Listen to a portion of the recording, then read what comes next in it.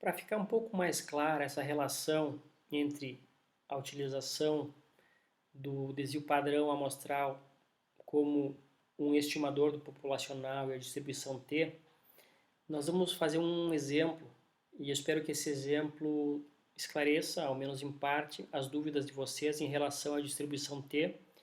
E se as mesmas perdurarem, fiquem tranquilos, nós vamos ter momentos para discutir um pouco melhor isso aí, ok? Então nós vamos partir direto para um exemplo e esses passos a seguir resumem cálculos usados no teste de comparação entre uma média amostral e uma média populacional, quando não se conhece o desvio padrão populacional. Então, quando não se conhece o desvio padrão populacional, pessoal, nós realmente não podemos usar o teorema do limite central e, muito provavelmente, vamos ter que utilizar a distribuição de Student, que é aquela que utiliza o desvio padrão amostral como um estimador do populacional. Então, vamos para o nosso exemplo.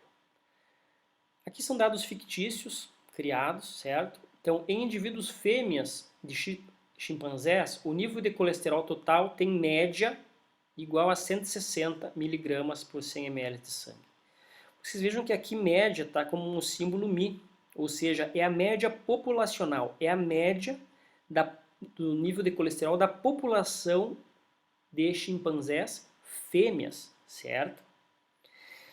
E aí, os dados a seguir foram obtidos de uma amostra, amostra aleatória de 10 indivíduos machos. Então vocês vejam que esses 10 valores agora são dados amostrais, por isso que eu tenho a média amostral, em machos. E o que queremos é testar com um alfa de 0,05 a hipótese de que o colesterol é o mesmo em machos e fêmeas. Ou seja, a nossa hipótese da nulidade é de que não existe diferença significativa dos níveis de colesterol entre machos e fêmeas. E a partir disso, nós vamos comparar então os dados de uma amostra de machos com os dados da população de fêmeas. Então, a conclusão que vamos ter posterior, nós vamos tentar inferir para a população, ou seja, dizer a população de machos difere da de fêmeas ou a população de machos não difere da de fêmeas. Então, como nós vamos estar extrapolando os dados para a população a partir de dados amostrais, nós vamos estar sujeitos a um erro e esse erro a gente tem que definir inicialmente, e aqui foi definido como sendo 5%. Vamos inicialmente definir as hipóteses, ou seja, H0, a média dos machos é igual à média das fêmeas, que é 160. E, no caso, a hipótese alternativa é que as médias diferem entre si, ou seja, a média dos machos difere da das fêmeas. Muito bem, temos que escolher o nível de significância, já escolhemos 0,05. E agora vamos ter que definir os valores críticos, pessoal. Vocês podem dizer, bom, o valor crítico é 1,96, porque eu estou usando um teste bicaudal, que quer saber se existe diferença, pode ser mais, pode ser menos, com alfa de 0,05. Não, o valor crítico não é 1,96. Por quê? Porque não se trata de análise de Z. Nós vamos estar fazendo um teste de Student, nós temos que ver o valor de T crítico. E o valor de T crítico para um teste bicaudal com alfa de 0,05, com graus de liberdade igual a 9, ou seja, eu tenho 1, 2, 3, 4, 5, 6, 7, 8, 9, 10 indivíduos na amostra. Se o meu N é 10, graus de liberdade é 10 menos 1, é 9. E o meu valor de T crítico para alfa 0,05 e graus de liberdade igual a 9 é 2,26. Então este vai ser o valor de T crítico que eu vou utilizar para comparar o valor de T da minha amostra. E se o meu valor de T calculado for maior que o valor de T crítico, aí sim eu vou rejeitar H0. Então vamos lá. Vamos calcular o valor de T, a média da minha amostra. Se eu pegar todos esses dados aqui e fizer a média, vai dar 140, certo? Já foi calculado. Então eu pego 140 e diminuo do valor das fêmeas, que dá 20. E aí eu divido pelo erro padrão estimado, que não é desvio padrão populacional dividido pela raiz do n, mas sim desvio padrão amostral. É o desvio padrão da minha própria amostra. Eu calculo o desvio padrão da minha amostra e a partir daí eu utilizo nessa fórmula e calculo então o meu valor de t. Esse desvio padrão, ele deu 20 e a raiz do n, que é 10, raiz de 10 é 3,16. Nesse sentido, o meu cálculo do valor de t deu 3,16. 3,16 é um valor maior do que o meu valor crítico, pessoal. Isso significa que o meu valor de t calculado, referente aos dados dos machos, ele ultrapassou o valor crítico de 2,26 e nesse caso, então, ele já atingiu a região de significância, ou seja, ele está mais distante de zero do que 2,26.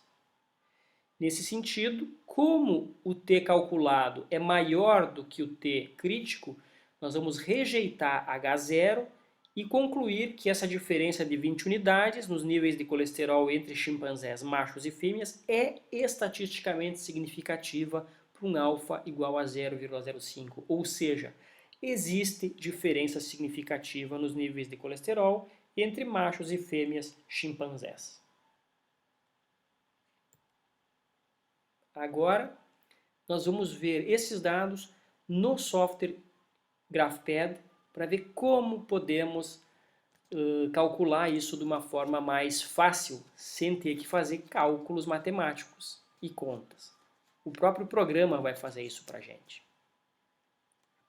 Então, pessoal, entrando aqui no software estatístico, no GraphPad, nós novamente vamos então colocar aqui como coluna, já que vamos adicionar apenas uma coluna de dados, para trabalharmos aquele nosso exemplo do teste de Student, que é o valor de colesterol nos chimpanzés. Então, basicamente, aqui eu já tenho os dados na memória, estou copiando os dados aqui e vou escrever então machos, porque este seria o valor do nível de colesterol de 10 chimpanzés machos, aquela amostra de 10 chimpanzés machos, certo? E nós queremos comparar esse valor com um valor padrão, um único valor de média populacional, que é a média das fêmeas. Então é interessante mencionar que esse nosso teste T, ele vai comparar dois valores, mas um valor amostral, que é a média desses 10 valores aqui, vai ser comparada com a média populacional, que é o valor de referência das fêmeas, certo? Só que antes de fazermos um teste T, até para lembrarmos, é interessante percebermos se esses dados respeitam a normalidade. Então eu já posso vir aqui em Analyze, vamos fazer um Column Statistics, estatística da coluna, e vamos pedir aqui, ó, testes de normalidade, tá? Eu vou apagar todo o resto aqui para não poluir o nosso resultado. Vamos pedir o teste de normalidade para esses dados. Bom, ele disse que tem que calcular alguma coisa aqui, então vamos colocar também aqui a média, ok. Muito bem. Então ele nos deu aqui uma média de 140, o desvio padrão de 20, basicamente os dados que nós utilizamos na nossa aula, né? Inclusive para calcular, porque nós pegamos 140 menos 160, dividido pelo desvio padrão amostral, dividido pela raiz do n, né?